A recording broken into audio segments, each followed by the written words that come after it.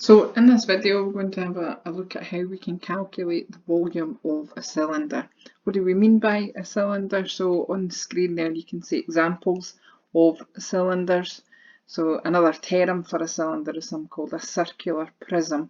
It's basically any shape that is solid shape, three-dimensional shape, that is based on a circle. It's got circle running all the way through it. So examples of that, your tins of in your cupboard, your kitchen cupboard, etc. Cans of juice, and also things like your sound speaker, possibly in your living room or whatever. We've also, if you're looking in roads and things, bridges, you'll quite often see pillars underneath there, cylindrical in shape, batteries, farmyards and things, you might see these type of hopper bins for storage. So lots and lots of places around you where you can see cylinders. So what we're going to look at is how can we calculate the volume of a cylinder, and this is a formula that we're going to use to do that. And basically, given that we've recently done the work on the circle, this is the next progression from that. We will be still using the formula for the area of a circle. It's still part of this work that we do. So to find the volume of a cylinder, what you do is you find the area of the base of your cylinder, which is in fact a circle shape, and then you multiply that answer by the height of the cylinder. So that can kind of be combined. So volume is basically area of the base times by the height. And the area of the base, since the area of the base is a circle, we can also write this formula as V equals pi r squared h. So sometimes, however, right, your circle might be on its side, your cylinder rather might be on its side, and when that is the case, we do still have the area. Well, we can still talk about this bit here as being the circular part as being your base, and rather than talking about height, you might actually talk about length, but it is still using the same measurement. So when we're calculating the volume of a cylinder, if we're told the area of the base, we'll simply, all we'll need to do is multiply by the height. If we're not told the area of the base, we will need to work it out. And we're going to look at four different examples. So find the volume of a cylinder when the area of the base is given.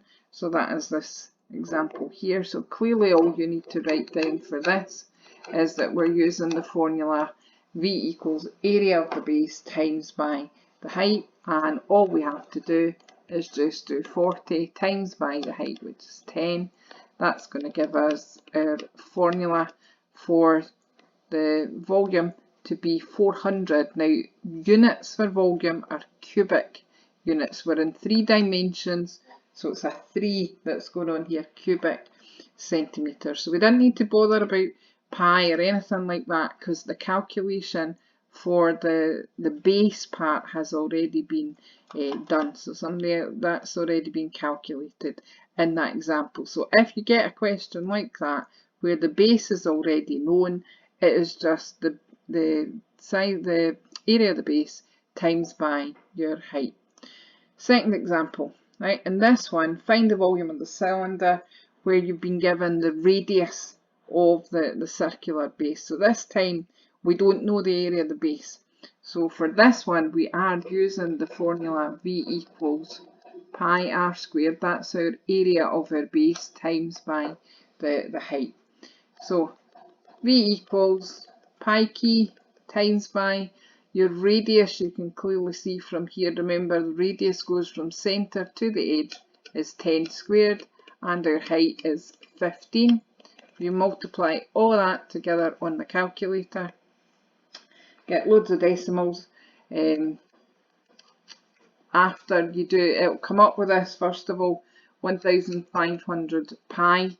Remember, you then press the SD button and it will bring up all the decimals, 4712.3889, whole load of other digits. So we're going to round that to 2 decimal places, and 2 decimal places means I'm going up to where that first 8 is. It's followed by an 8. which makes this 8 here go up, so it becomes 0.39, and this again is cubic centimetres for your answer. So that time, because we weren't told the area of the base, we need to work it out, we needed to go with this formula here.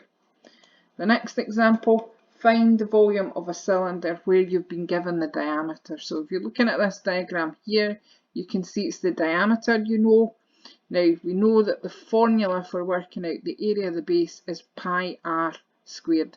So we begin first of all using the fact that we've got the diameter is 12, but the number that we need is the radius.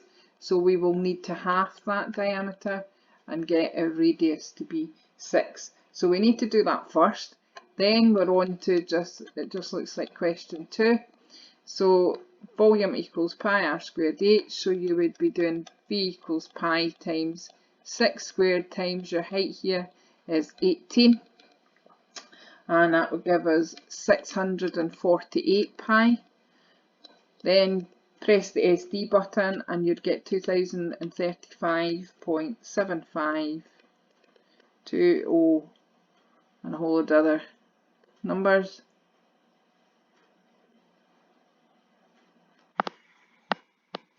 And right, dot dot dot. So volume equals 2035.75, and you get cubic centimetres, of course, for that one. Now, I've already mentioned that sometimes the cylinder can be set down the way. So this one here demonstrates that, but it is still a cylinder, it's on its side. So you could say that the formula we're going to use for this is v equals pi r squared, and rather than talking about the height, we'll talk about the length of it. Now again, in this diagram here, you have actually been given the diameter. So we know the diameter, but we know that it's the radius that we need. So we will need to half that number so that we can get the radius to be 8 meters. So we're going to be doing pi times 8 squared times by my length is that 25. If I do that on the calculator, it's going to come up with 1600 pi, and pressing the SD button will bring up 5026.5482 and a whole lot of other digits. Now this time you round into 3 significant figures. That's 1, 2, 3. And then you're using this number here. Now significant figures is just to do with the accuracy of the number, and you look at the fact that you've got 6 after the third significant figure.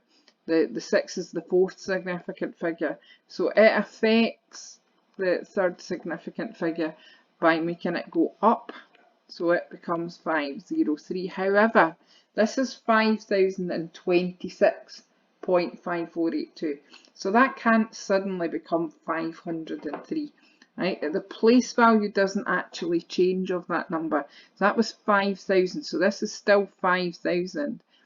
All you've done is look at that 26 and it is rounding to 30, which is 3 significant figures. The units here actually are cubic meters, because we started with meters, so cubic meters for the volume, and that would be it rounded to 3 significant figures. Now it's your turn to practice.